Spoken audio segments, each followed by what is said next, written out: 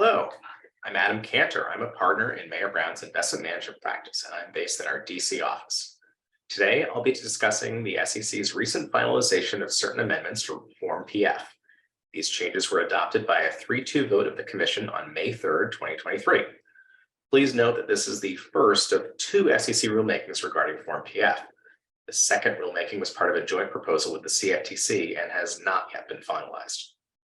As a reminder, Form PF is a confidential filing made by SEC registered advisors that manage at least $150 million in assets of private funds. That is, funds relying on the exceptions provided in Section 3C1 or Section 3C7 of the Investment Company Act of 1940. Form PF is used by the SEC and the Financial Stability Oversight Council, or FSOC, to monitor and assess systemic risk, and it is also used by the SEC to inform examinations, investigations, and policy initiatives. The changes we're talking about today primarily relate to new event reporting requirements that apply to large hedge fund advisors and to private equity fund advisors, as well as certain additional changes to annual filing requirements that only apply to large private equity fund advisors.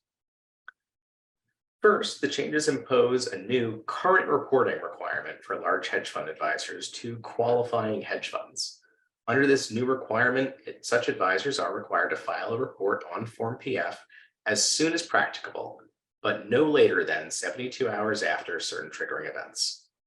This represents a slight relaxation from the initial proposal, which would have imposed a 24-hour reporting requirement.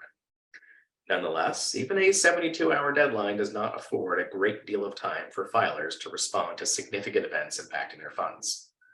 These triggering events include extraordinary investment losses measured at 20% of a reporting fund's aggregate calculated value, certain margin or counterparty events, including failure to meet margin calls and counterparty defaults, terminations or material restrictions of prime brokerage arrangements, significant disruptions of critical operations, which is not defined as another change in the initial proposal, as well as withdrawal or redemption requests in excess of 50% of a fund's net asset value, or an inability to pay redemption requests or a suspension of redemptions that lasts more than 5 business days.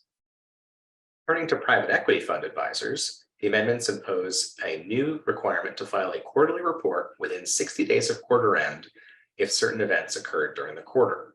Specifically, a filing is required in the event of an advisor-led secondary transaction or a removal of a fund's general partner or investor's election to terminate a fund's investment period. The definition of advisor-led secondary transaction is broad and mirrors the definition that was initially proposed in the proposing release for this form, as well as the companion proposal on the private fund advisor release from last year.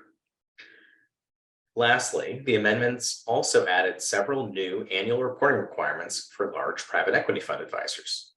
The most potentially significant such change is a new requirement to report general partner clawbacks, as well as LP clawbacks in excess of 10% of aggregate commitments. Notably, the SEC declined to adopt any changes at this time for liquidity funds, although it continues to evaluate such changes. The SEC adopted staggered compliance dates for the new changes. The new current reports for large hedge fund advisors and event reports for private equity fund advisors will be required beginning later this year on December 11th, 2023, while the new questions applicable to large private equity fund advisors will be effective on June 11th, 2024, meaning that for advisors with a December 31 fiscal year end, these latter changes will first be relevant for their filings due in April 2025. However, because the current reports and event reports are immediately actionable, advisors should begin implementing changes to their processes and procedures well in advance of that December compliance date.